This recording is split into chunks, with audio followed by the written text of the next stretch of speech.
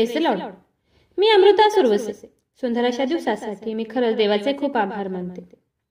Thank you Jesus, thank you for this day. And today we are going to meditate Genesis 15 verse 1. उत्पत्ती याचा 15वा अध्याय पहिलं वचन आज आपण पाहणार आहोत. भिऊ नको, मी तुझी ढाल आहे, तुला मोठे प्रतिफळ मिळेल. Hallelujah. Really what a great promise of Lord. खरंच खूप सुंदर, अतिसुंदर असं देवाचं हे वचन आहे. खरंच ज्यावेळेस आपण खूप मनापासून देवावर विश्वास ठेवतो, जे काही आपण मागितलं आहे ते देव आपल्याला देणारच असा जेव्हा एक स्ट्रॉंग फेथ, दृढ विश्वास आपल्या मनामध्ये असतो, तेव्हा त्या विश्वासाचं प्रतिफळ देव आपल्याला देतो. त्या विश्वासाचं फळ देव आपल्याला देतो. अब्रामाचा देवावर खूप विश्वास होता, म्हणून अब्रामाला त्याचं प्रतिफळ मिळालं, फळ मिळालं. म्हणून एक स्ट्रॉंग फेथ, एक दृढ विश्वास आपल्या मनात असणं खूप गरजेचं आहे. पण कधी कधी आपण निराश होतो, नाराज होतो. देव काय प्रार्थना ऐकत नाही, देव काय प्रार्थनेचे उत्तर देत नाही. मी किती दिवस झाले देवाला हाक मारत आहे, प्रार्थना करत आहे, पण देव मला काही उत्तरच देत नाही, असं म्हणून आपण देवावर नाराज होतो. आणि ह्या गोष्टी स्वाभाविकच आहे, साहजिक आहे.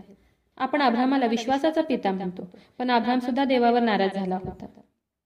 उत्पत्ती याचा पहिला अध्याय 1 ते 4 वचनात आपण पाहतो की अब्रामाला दृष्टांत झाला, परमेश्वराचे वचन प्राप्त झाले. ते असे: अब्रामा भिऊ नको, मी तुझी ढाल आहे, तुला मोठे प्रतिफळ मिळेल. अब्राम म्हणाला, हे प्रभू परमेश्वरा, तू मला काय देणार? मी निसंतान जाणार आणि अलिएजर माझ्या घराचा मालक होणार. अब्राम आणखी म्हणाला, आणि पहा, तू मला काही संतान दिले नाहीस, तर माझ्या घरात जन्मलेला दास माझा वारस होणार. हालेलुया. अब्राम वृद्ध झाला होता, त्याला त्या वयात काही आशा असेल का? त्याने सर्व आशा सोडून दिल्या होत्या. अब्राम किती निराश होऊन देवाशी बोलत आहे हे या वचनावरून आपल्याला कळतं. तो म्हणाला, हे देवा, तू मला काय देणार? मी निसंतान जाणार आणि दुसराच कोणीतरी माझ्या घराचा मालक होणार. ह्या शब्दावरून आपल्याला कळते की अब्राम देवावर नाराज आहे, तो निराश आहे. देव काय आपल्याला उत्तर देणार नाही, देव काय आपल्याला संतान देणार नाही, एवढाच तो विचार करत आहे. पण जेथे काहीच आशा नसते, तेथेच आशा उत्पन्न करणारा आपला बाप आहे. देव अब्रामाला म्हणाला, तू आकाशातील ताऱ्याकडे दृष्टी लाव, तुला तारे मोजवत असतील तर मोज, तुझी संतती अशीच होईल. आणि त्या देवाच्या बोलण्यावर अब्रामाने विश्वास ठेवला आणि अब्रामाला त्याचं प्रतिफळ मिळालं. खरंच देवाला कोणतीही गोष्ट अशक्य नाही. खरंच देवाचं कार्य हे अद्भुत आहे.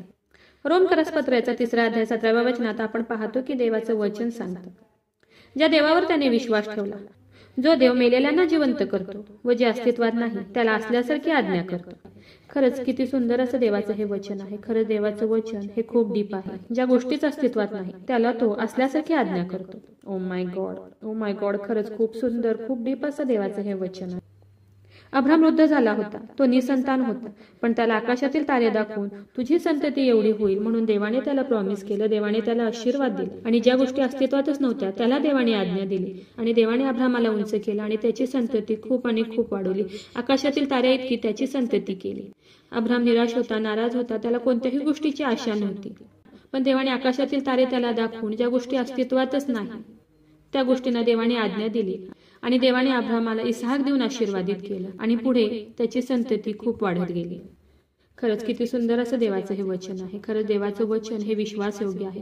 ज्यावेळेस आपण देवाच्या वचनावर विश्वास ठेवतो, ज्यावेळेस आपण देवाच्या गोष्टी मुखाने बोलतो, त्याचं वचन मुखाने सतत कन्फेस करतो, तेव्हा देवाचं ते वचन आपल्या लाईफमध्ये ऍक्टिव्हेट होतं. मग आपल्याला ज्या गोष्टी पाहिजे आहेत, ज्या गोष्टींची गरज आहे, ज्या गोष्टींची आपण आशा सोडून दिली आहे, या गोष्टी होणं आपल्या लाईफमध्ये शक्यच नाही. ही गोष्ट मला मिळू शकत नाही, हा जॉब मला मिळू शकत नाही, हे घर मला मिळू शकत नाही, मी कधी बराच होऊ शकत नाही, अशा ज्या कोणत्या गोष्टी तुमच्या मनात आहेत त्या सर्व गोष्टी आज तुम्ही देवाच्या हातात द्या आणि देवाला म्हणा की हे देवा, ज्या गोष्टी अस्तित्वात नाही त्या गोष्टींना आज्ञा करणारा तू देव आहे. मग ज्या गोष्टींची आशा मी धरली आहे त्या सर्व गोष्टी तू मला देणार नाही का? हो ईश्वरा, ज्या गोष्टी अस्तित्वातच नाही त्या गोष्टींना तू आज्ञा देणारा देव आहे. तर मला हव्या असलेल्या सर्व गोष्टी मी तुझ्या हातात देत आहे. ज्या गोष्टी मला हव्या आहेत त्या सर्व गोष्टींना तू आज्ञा कर आणि त्या सर्व गोष्टी तू मला दे. अशी तुम्ही आज खूप विश्वासाने देवाला प्रार्थना करा. आणि खरं ज्या गोष्टी अस्तित्वात नाहीत त्या सुद्धा गोष्टी देव तुम्हाला देईल. ज्या गोष्टींची तुम्ही आशा सोडून दिली आहे त्या सर्व गोष्टी देव आज तुम्हाला देईल. म्हणून खूप विश्वासाने तुम्ही आजचं देवाचं हे वचन रिसीव्ह करा.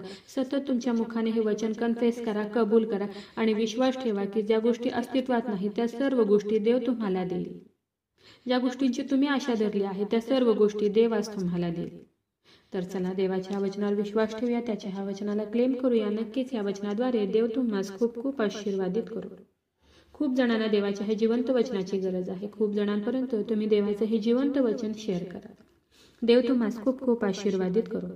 शाल वी प्रे? हालेलुया. स्तुतीस पात्र, स्तुतीस योग्य देवा, धन्यवाद देते. हात उंच करून तुझी स्तुती, तुझा गौरव करते ईश्वराजा. तुझ्या नावाला मान, महिमा, गौरव आता आणि सदा सर्व काळ असू दे ईश्वराजा. सुंदर अशा दिवसासाठी मी मनापासून तुझे आभार मानते ईश्वराजा. सुंदर असं प्रॉमिस प्रभू ईश्वरा, तू आज आम्हाला दिले उपकार मानते ईश्वराजा. हो ईश्वराजा, तुझं वचन सांगते की मी तुला मोठे प्रतिफळ देईल. हो देव बाप्पा, खरंच खूप सुंदर असं प्रॉमिस देव बाप्पा, तू आज आम्हाला दिले उपकार मानते ईश्वराजा. हो देव बाप्पा, जेवढ्याने तुझ्या वचनावर विश्वास ठेवलाय प्रभू ईश्वरा, त्या प्रत्येकाला तू आज आशीर्वादित कर प्रभू ईश्वरा. आणि तुझ्या वचनावर विश्वास ठेवण्यासाठी, तुझ्या वचनाला क्लेम करण्यासाठी तू त्यांना मदत कर, सहाय्य कर प्रभू ईश्वरा. आग्रहाची विनंती करत आहे प्रभू ईश्वरा, जेवढे प्रेयर रिक्वेस्ट आले तुझ्या हातात देते. प्रत्येकाची प्रत्येक गरज नासरत खरे येशू तुझ्या नावात तू पूर्ण कर. आग्रहाची विनंती करत आहे प्रभू ईश्वरा, जेवढे लोक आजारी आहेत, त्रासात आहेत, संकटात आहेत, हॉस्पिटलमध्ये आहेत प्रभू ईश्वरा, त्या प्रत्येकासाठी विनंती करत आहे प्रभू ईश्वरा. तुझं स्वर्गीय सामर्थ्य तू त्यांच्याकडे पाठवून दे देव बाप्पा, आणि त्यांचा बिछाना पालटून टाक प्रभू ईश्वरा, आणि तू त्यांना स्पर्श कर आणि बरं कर प्रभू ईश्वरा.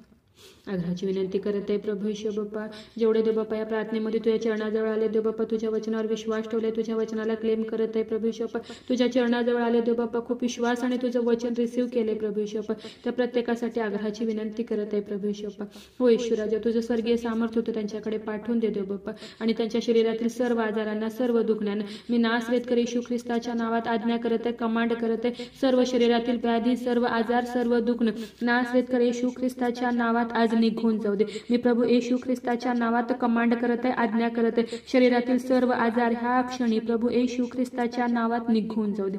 हो देव बाप्पा, तू स्पर्श कर देव बाप्पा, आणि त्यांना व्याधीमुक्त, रोगमुक्त कर प्रभू ईश्वरा. हो देव बाप्पा, माझा विश्वास आहे ईश्वराजा, तू आज माझी प्रार्थना ऐकलेली. आय प्रे in the mighty name of Jesus. Amen.